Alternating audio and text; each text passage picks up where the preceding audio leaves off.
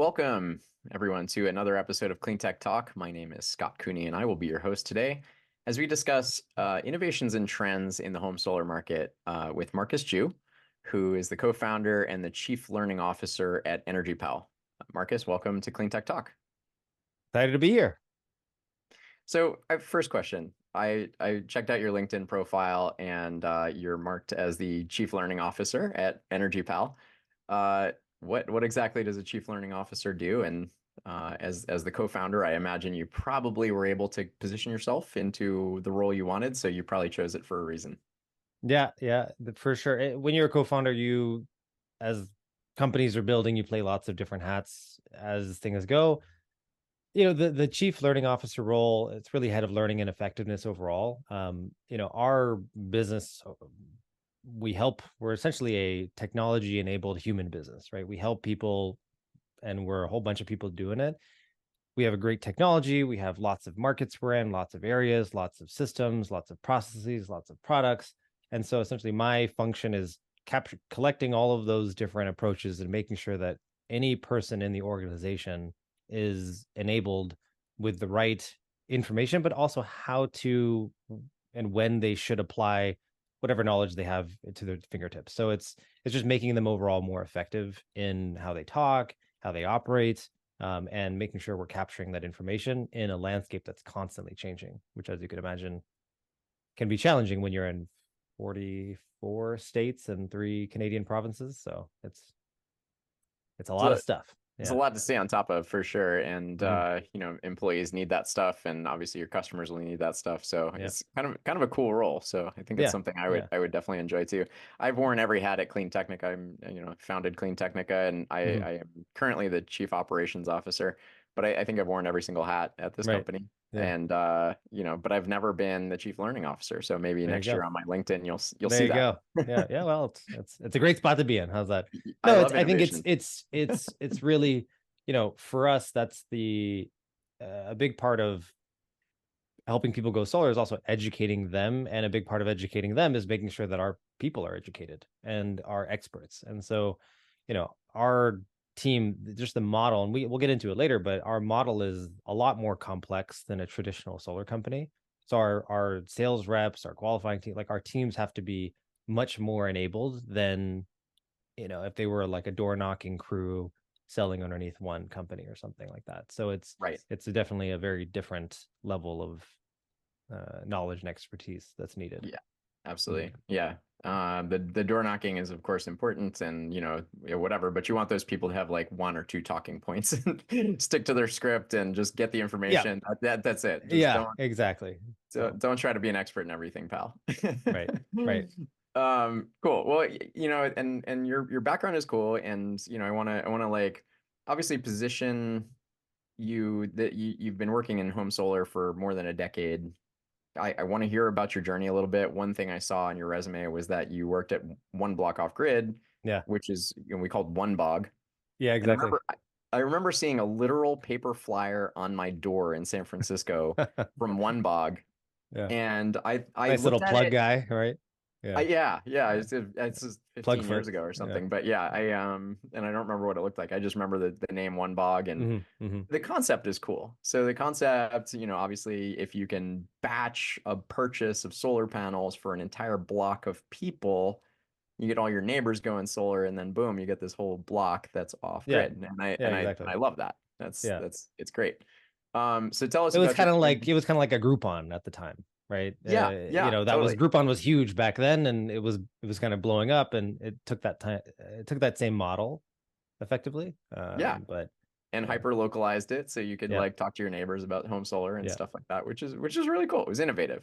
And Hmm. that's, honestly, back in the day, we needed that in the home solar market because the prices were still high, and Yeah. the technology is not anywhere near where it is today. Kind of still needed, I think, too, but Yeah, it's but yeah, I hear you. every tool Um, in the tool bag, it's we got to use it. Well, cool. So tell us about that experience and then the rest of your journey that ultimately got you to found EnergyPal. yeah. So it's definitely interesting. So I have a One Block Off the Grid was a really interesting, cool company. Kind of before that, though, I had gotten into solar actually while I was still in university. I had really gotten interested in project finance. I just thought it was really interesting that you could come up with this idea to finance something and be able to use the idea to get the funds to then actually do the project. And so you didn't have to be some wealthy, work in your balance sheet, go to a bank, ask for money, and they say, well, how long have you been in business? Like, I always had this entrepreneurial mindset from the beginning. And I was like, oh, this is great. You could just have a great idea. Saw how people, when power got deregulated, how that basically the project finance was essentially the method to build new coal plants and electric plants.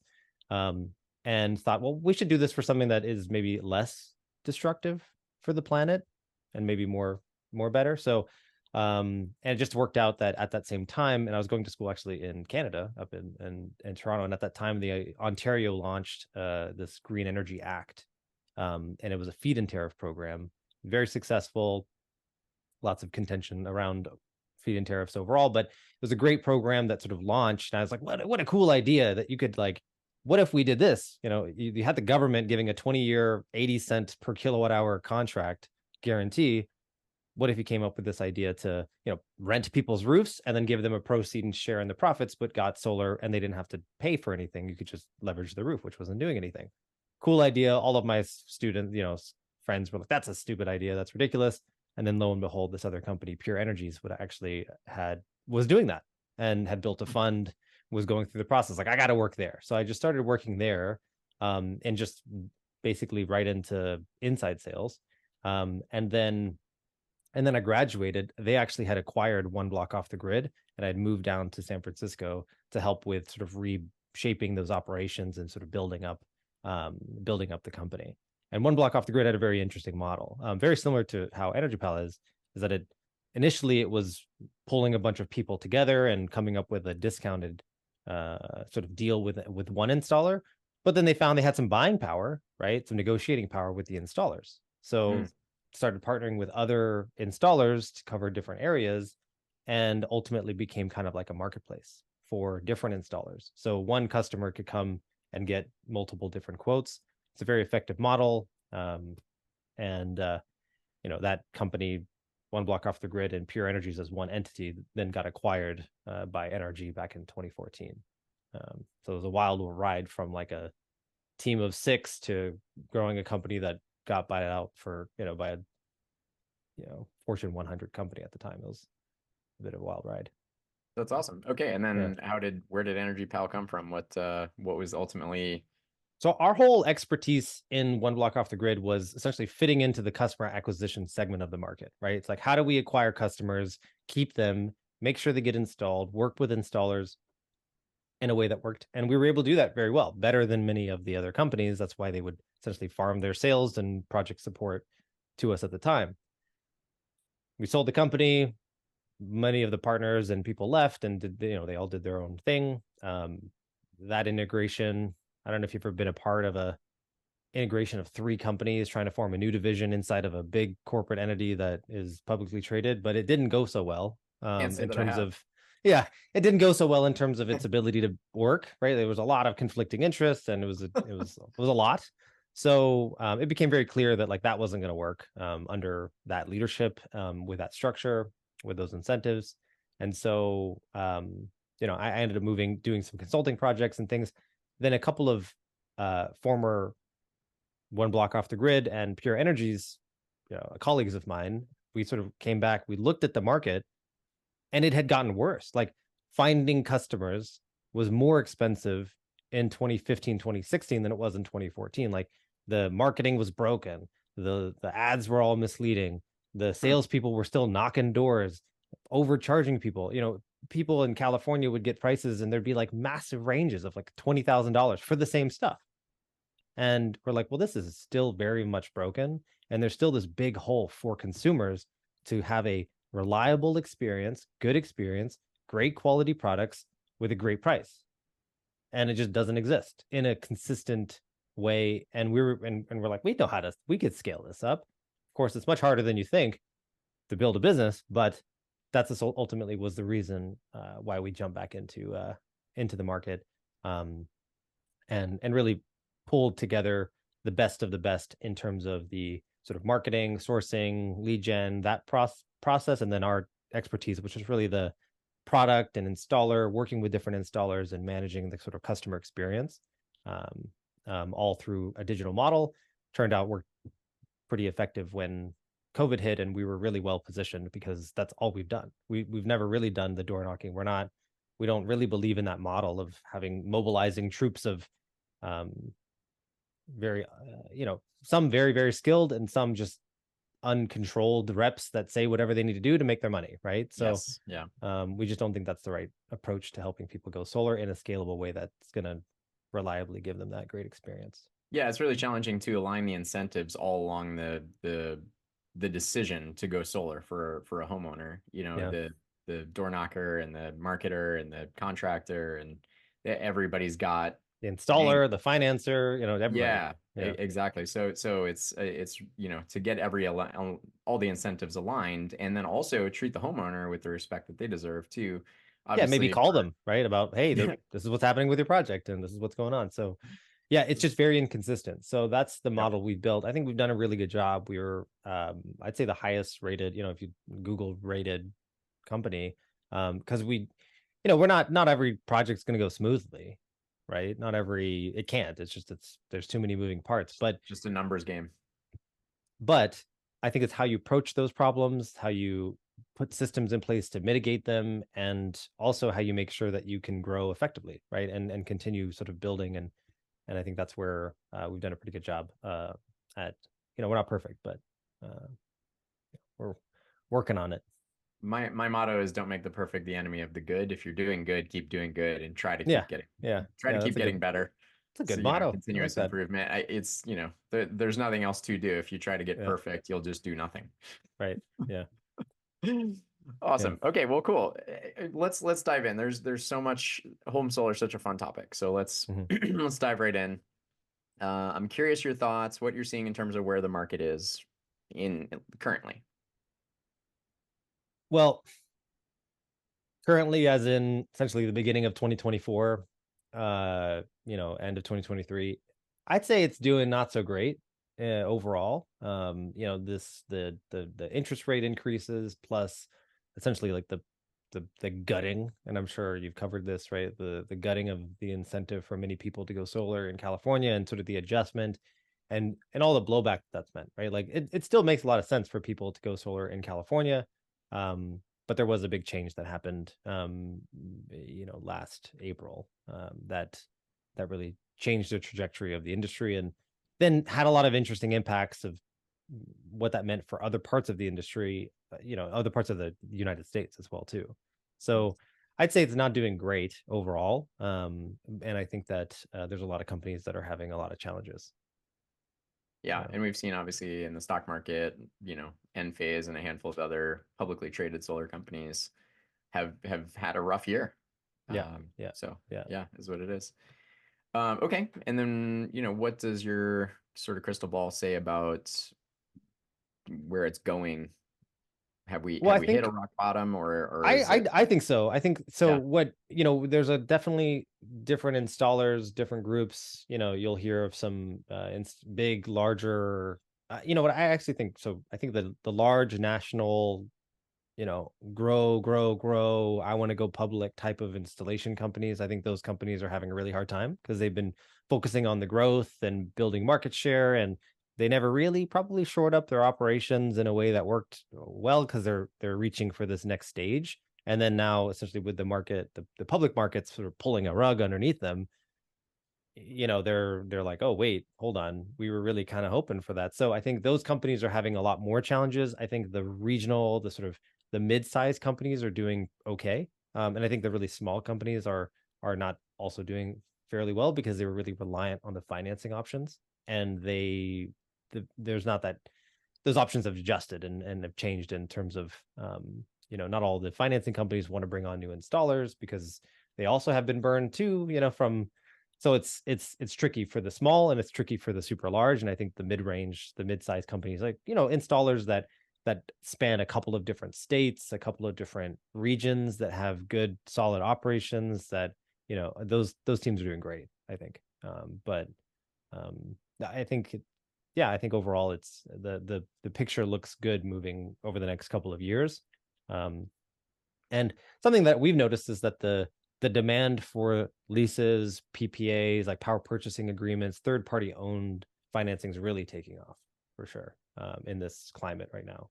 Not a lot of people are taking on large loans and large, debt to finance their solar, and not a lot of people are looking to drop all their, you know, life savings on it either. Right, right. You know? So with the, the home battery technology getting better and better, it strikes me that we're seeing a little bit of a shift in consumer demand around solar, where I think in the beginning it was you could say the grand majority of people would go solar because it was surely a financial decision. It was Hmm. something that they could do and they could see an ROI on, especially, we've talked about the 15-cent rule. When, Hmm. utility rates get to 15 cents, then solar really pencils very well. If, Hmm. below that, it's less. But in those Hmm. places where it was kind of hovering around that or getting a little higher than that, Hmm. home solar made a lot of sense. So I think at the beginning it was a lot of that. With the with the batteries now, I'm curious your thoughts with regard to why people are going solar now. What percentage are just doing it because it's a good financial decision, and what percentage are doing it because it's resilience and they want energy security during storms, and then what percentage of people are just doing it because their kids are like yelling at them to do something about climate Yeah.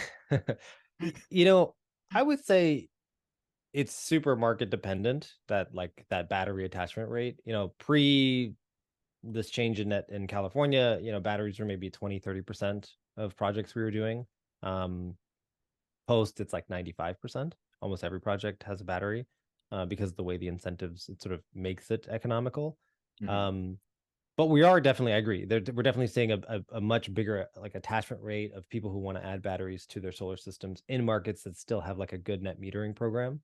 Um, so yeah, I mean, I think a lot of it is because of the resilience, and a lot of it's because the technology has gotten to be real.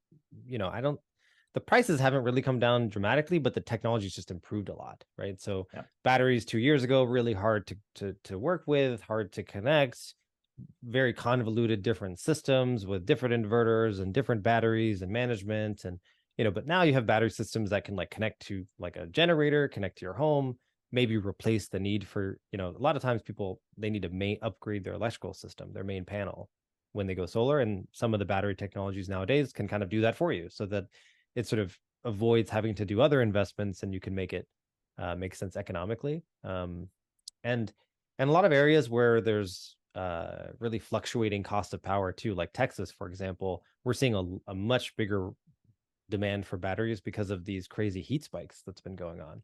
Yeah. So you have these crazy spikes. The grid is the wholesale cost of energy goes up to $5 per kilowatt hour, which is like 5,000% more than that than average. And people with batteries are able to export their battery power back to the grid and Yep. essentially pay for their whole battery in like 3 days, right? So there's really interesting things that are happening where the economic conversation with batteries are there. The for resiliency and power backup, like at the end of the day, the grid is still so stable that most people aren't willing to shell out the cash. And the question we typically tell people is like, if your power outages are like a $600 to $1,000 a year cost for you, then you should probably get a battery. But if it's not, and it's more of a nuisance and thing, then like it's not gonna, you're most likely gonna not do it realistically, right? Because Right. you're like, well, I could also just anytime the power goes out, I could go to a hotel or something, or do something else with that money. So Right. I think at the, maybe this is the business econ person in me, but if it doesn't make sense financially, it usually doesn't. The demand doesn't hit to a point where it's worth doing. You know. Makes sense. Makes sense. So the number of refrigerators full of food that people lose Mm-hmm. really plays or your into, or your lost income from working from home, and the fact that now you yeah. can't run your Zoom meetings and things like that. So that conversation is a bigger part of the battery conversation. Or people with wells, and they have it for like Yeah. their water supply or their medical devices. That Right. type of stuff is really why people are getting batteries in markets that have like one-to-one net metering. It's much more of like a backup conversation where there's complicated, essentially areas where utility companies don't like solar all that much, or the policy isn't as favorable, like Texas and parts of Arizona and California now. You need the battery for the economic argument as well. Makes sense. And there's so much innovation, and people are talking microgrids. It's, a lot of exciting technologies out there, and energy security is a big buzzword, resiliency is a big buzzword. Mm-hmm. But, at the end of the day, we need panels and we need batteries. And, obviously those things we need to IoT, get Mm-hmm. the Internet of Things to like connect all these things. This is fundamentally, we just need more supply of generation and storage throughout the grid, right, to make that stuff happen. And so it's one of the things I appreciate about EnergyPal and, companies like yours is that this is where the rubber hits the road. Yeah. We Yeah. we can't do a large scale microgrid, in a neighborhood or a block or something along those lines without many of the folks there having the hardware, right? Yep. And then obviously the connectivity. So I don't know, you want to touch a little bit on kind of the urban combat angle Yeah. of Yeah. I just think more guerrilla, it, get I panels and think there's a batteries lot of throughout there's a the lot of there's a lot of people that are that they get into the space. There's very exciting ideas of microgrid and all this stuff, and it's really awesome and it's really great. And I think that I think maybe our culture, our mentality at Energy Pal is much more pragmatic and just very much more like we just need to get people to get solar installed in their home. And those people typically tend to get batteries because it either makes sense for them or it's just easier because they have solar to help support that. And we're building that sort of infrastructure layer in an individual, where the demand of energy is, the supply is as well. And where that goes from there, honestly, like maybe it is that cool microgrid and all those really great, super smart people that have all these great ideas. Sure. But you know what's stopping people from going solar? People not going solar. Like that's what's stopping the stopping of microgrid development is because people don't, there's just not enough supply. It's not consistent, it's not reliable. So for us was like, let's just solve the root problem of like, let's just change the landscape of the power infrastructure in North America as best we can by just solving the root customer experience problem on why people, because they're not given money to do this, they're giving like rebates and this and that, but ultimately they have to make the decision to do it. So let's just make that decision as easy as possible, right? By pulling all the options under one table, the best options, vetting, making sure that they get a good experience, and just helping sort of like person by person make the switch in a way that they're not like regretting it afterwards, right? And they're so happy about how it went that they would refer, because ultimately that's how this is going to happen. It's like, then I go yes. back to my one block off the grid, the grassroots campaign sort of mentality. It's like this happens when it's a grassroots level, but if one person hated their experience, it was sized wrong, they overpaid, they got overcharged, they shut off that whole, like that, all their network, their whole node of people they connected to, they're the ones now spewing the negative of why they shouldn't go solar.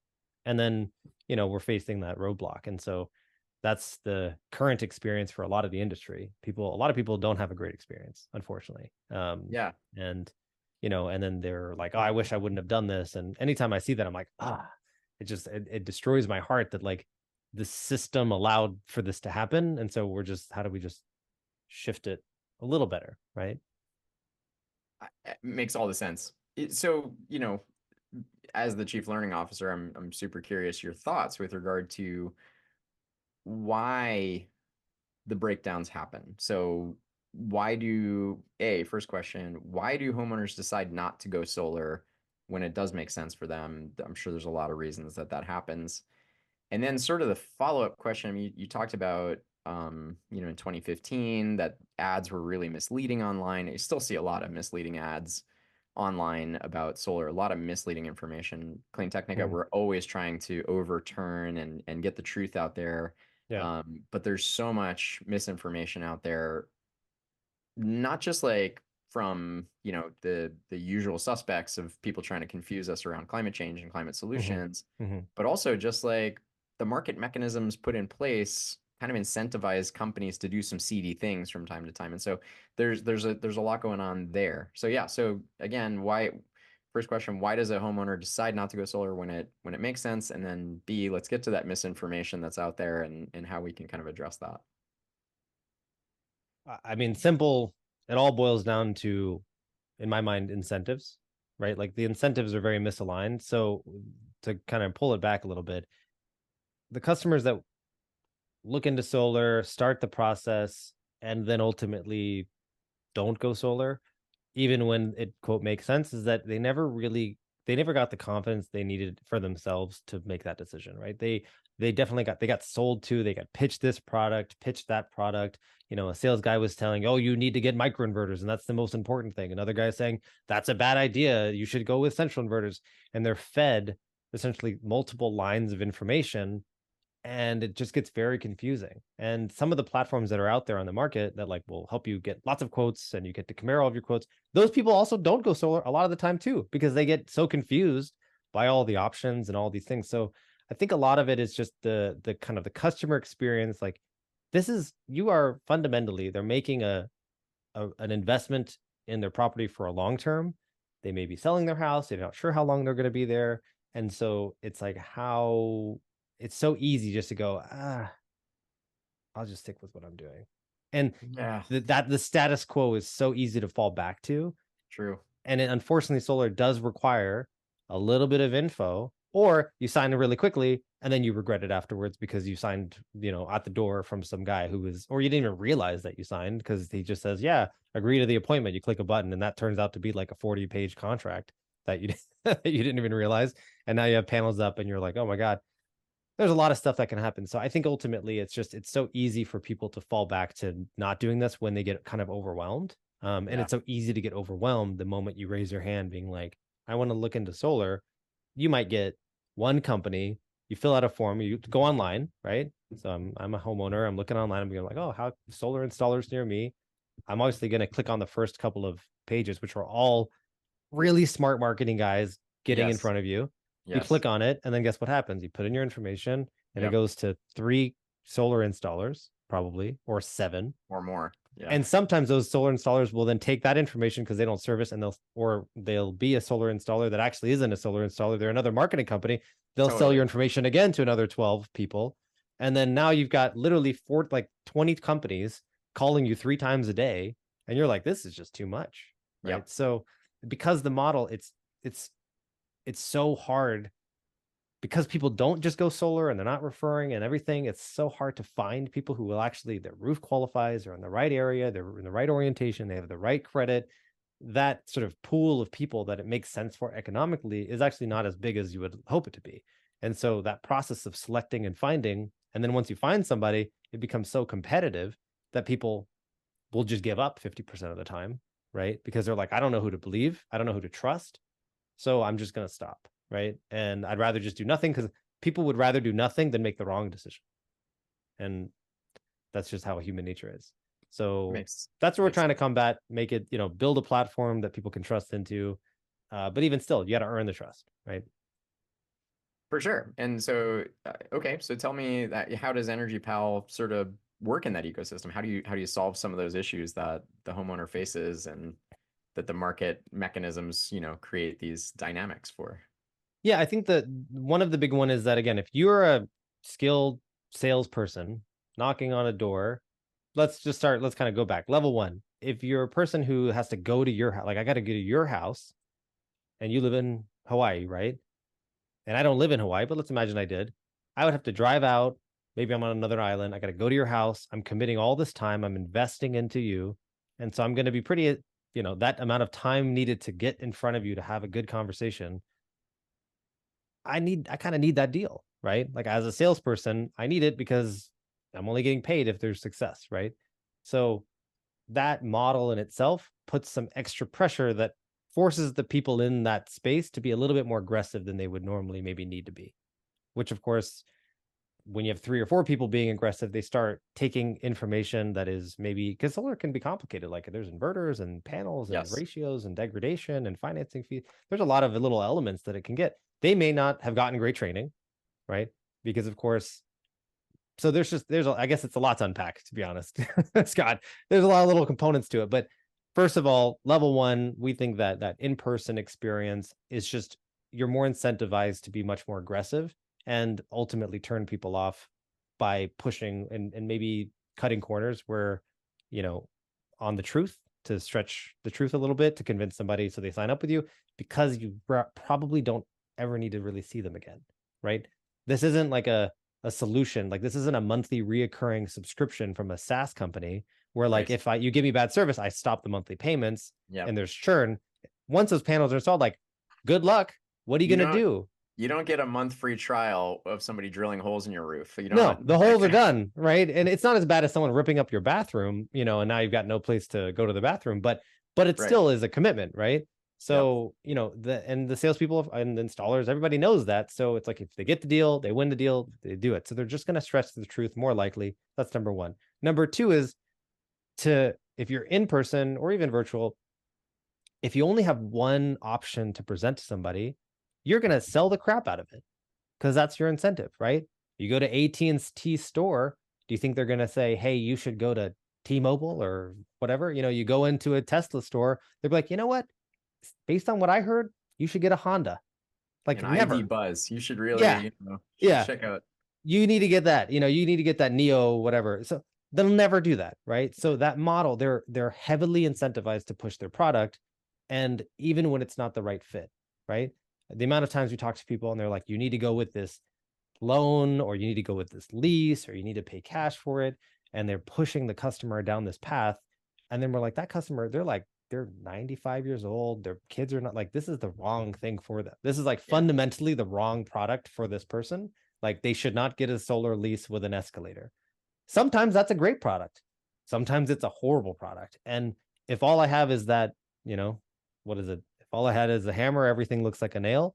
So the other part of the problem is that if you're too limited on your product offerings, you're also going to most likely push people down a path that doesn't fit the right way for them, which ultimately, at the end of the day, they're going to be unhappy about, they're going to regret, and they're not going to spread the word. So our model is to sort of consolidate those, make the sales incentive process better by being virtual, having lots of options, using our technology to make it easy for them to access. So, to answer your question about, as a chief learning officer, so my job is to try to pull that information, insights into, like, guidance, so that any rep at any point, they're able to know, based on what this person's situation is, they're more likely going to go with this kind of a program. And because we have so many great options to choose from, between 5 installers, 10 panels, 30 financing companies, different designs, we'll have like 10,000 different solutions to best fit a plan. And then it's just their job to educate it the right way, right? Mhm.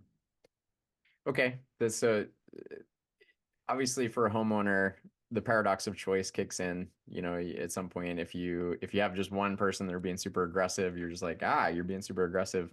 But sometimes that really works because people don't like having too many choices. The Right. paradox of choice, like So if you that's, have seven yeah, choices, it's overwhelming. decidophobia, right? Yeah, yeah. Yeah, like, oh, Haven't heard that one before. right. Um, but yeah, so okay, so if you had one key takeaway that you were going to tell a homeowner considering going solar, and they're kind of new to it, not that technical, what do you tell them as they begin their journey of trying to get solar for their house?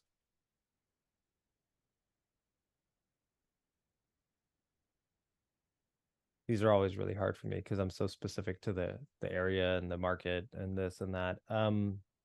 But generally, one key takeaway,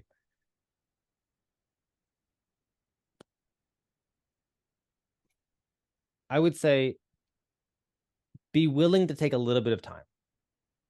Take a little bit of time to have the conversations with a couple of people, not just the first person you talk to, not just the last person you talk to.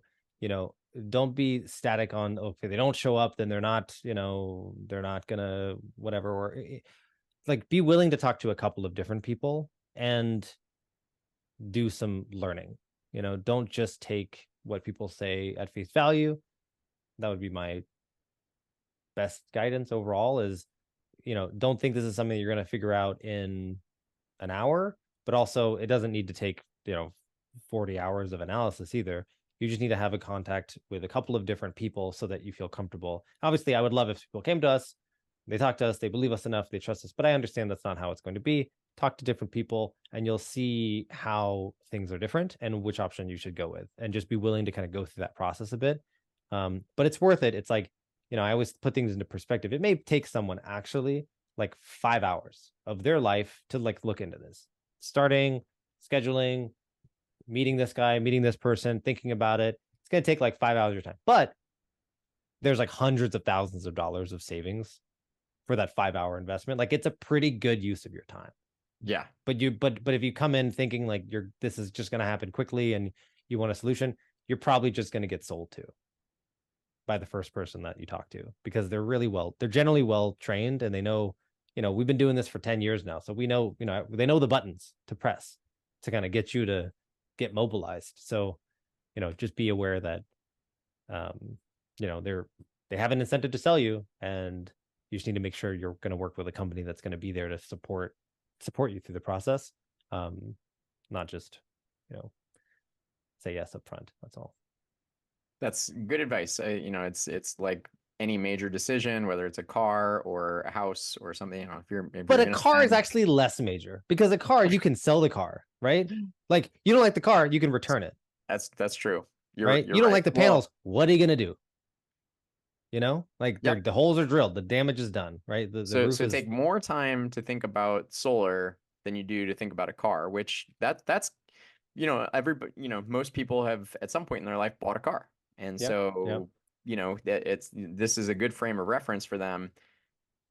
How much time I did you think people go spend? probably spend too much time thinking about their car because of the car. But yeah, I agree. I think it's one of those things where you can't easily undo the decision. So it's worth Right. taking the time to like feel really comfortable with it.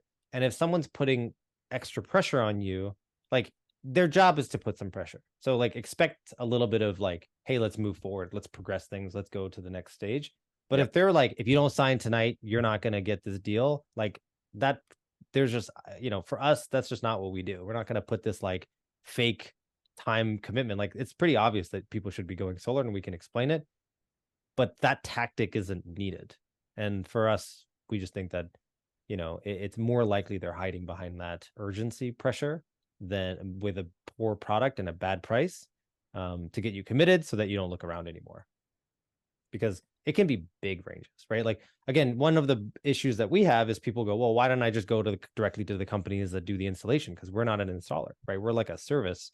We Right. work with installers, but the installers pay us a finder's fee when we secure an installed project.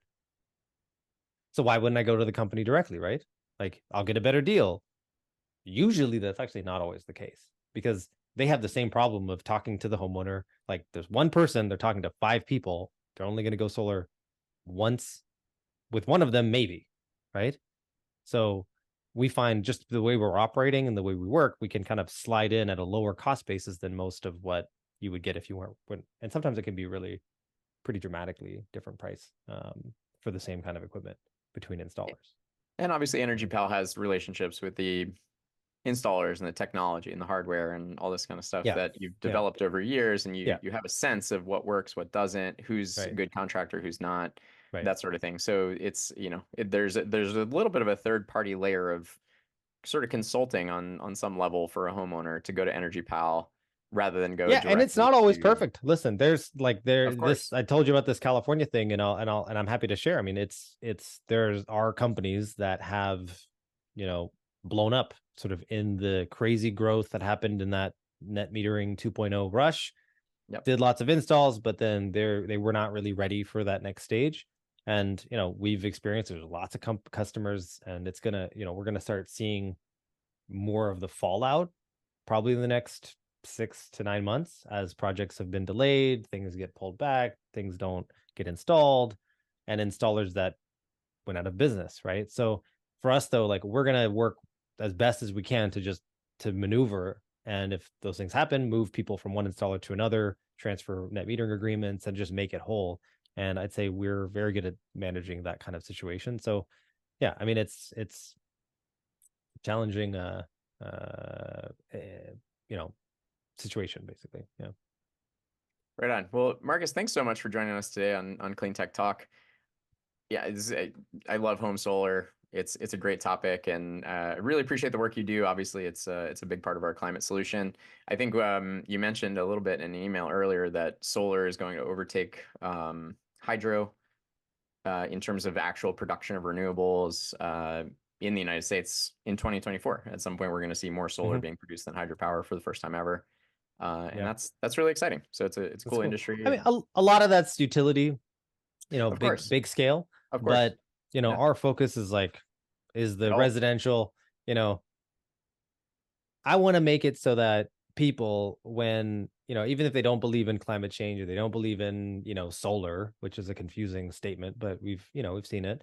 I don't believe in solar. It's like, okay, that's kind of interesting. Like the sun shines and it produces electricity. It's a complicated, thing, but um, it's like when panels are on someone's house, it forces everybody to deal with it. You got to see it. You got to like talk about it. You got to, I have kids. I have to they say, what are those things? Why is there glass on the roof? Like, you have to address it. It forces you to do it. I think that's where there's a lot of power in the residential space to make this shift to a more climate first, positive impact on climate kind of movement, right?